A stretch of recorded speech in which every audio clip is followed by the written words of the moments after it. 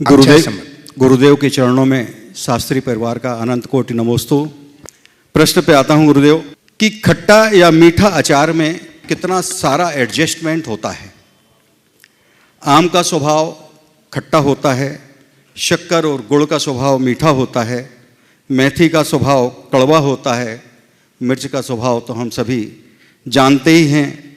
नमक की प्रकृति में लवणता है, राई की प्रकृति में कसैलापन है, फिर भी अचार ने कितना अच्छा सामंजस्य बिठाया है कि सभी को अच्छा लगता है।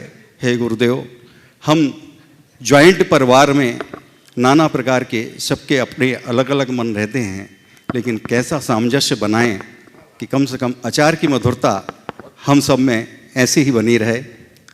अब आज जो आपने बात उपस्थित की अचार की, बहुत अच्छी बात की कि आम की खटाई और शक्कर की मिठास, उसमें नमक है, मिर्च है, राई है और मेथी है, सब मिलकर के मधुरता देते हैं। ऐसी मधुरता हमारे अंदर कैसे आए? आराम से आ सकता है। इसका रहस्य बता दूं? इसका रहस्य केवल यह है कि ये सब एक बरनी में रहते हैं। पहला रहस्य, एक बरनी में रहते हैं। समझ गए? सब के सब एक बरनी में रहते हैं और सब एक दूसरे का गुण लेते हैं।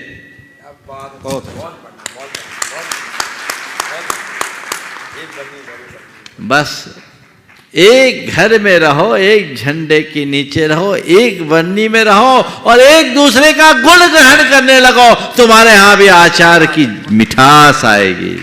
और एक बात बोलूं, अचार खाए तो हमें बहुत साल हो गए लेकिन अचार जो खाए हैं उनको बोलता हूं, सब एक बरनी में रह करके मिक्सअप होते हैं, लेकिन उसके साथ भी सबका अलग अलग स्वाद का आभास भी होता है। आम की खटाई का, शक्कर की मिठाई का, मेथी के कड़वेपन का और मिर्च के तीखेपन का, नमक के नमकीनपन का भी आभास हो जाता है। होता है कि नहीं? होता है। तो यही है समष्टि में भी एकता बनाए रखना। अगर हम एक दूसरे के गुण को ग्रहण करने का भाव रखें, एक दूसरे के साथ रहने और साथ निभाने की वृत्ति अपनाएं, वे एक साथ रहते हैं और साथ निभाते हैं। अगर आम कहे नहीं मैं तो खट्टा हूं, खट्टा ही रहूंगा, शक्कर कहे नहीं मैं मीठी हूं, मैं मुझे मीठी ही रहना है, मेथी कहे मेरा स्वभाव जो है मैं नहीं छोड़ूंगा, मैं जैसी हूं वैसी रहूंगे, और मिर्च लप लपा ले कि ज्यादा मत बोलो, मैं तीखी हूं तीखी रहूंगी, और नमक कहे देखो मैं अपनी मौजूदगी हटा नहीं सकता, मैं अपने ही स्वरूप में रहूंगा, तो अचार नहीं बनेगा। बनेगा क्या? नहीं बनेगा। कब बनेगा अचार? जब सब एक दूसरे के साथ रहकर एक दूसरे का साथ निभाने के लिए संकल्पित होते हैं। हमें मिलकर रहना है, क्योंकि हमारा जो वैशिष्ट है, हमारा जो स्वाद है, वो एक दूसरे का साथ निभाने में है।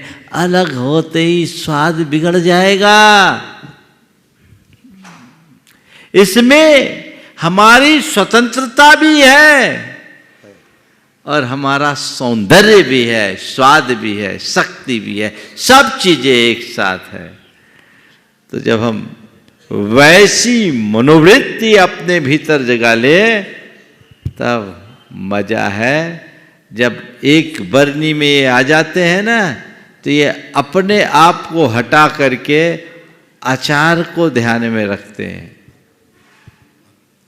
बस हमें भी व्यक्तिगत महत्वाकांक्षाओं को गौण करके घर परिवार की सुख शांति और समृद्धि को अपना लक्ष्य बनाना चाहिए, और उसके लिए अपना जितना उत्कृष्ट हो उत्सर्ग करना चाहिए।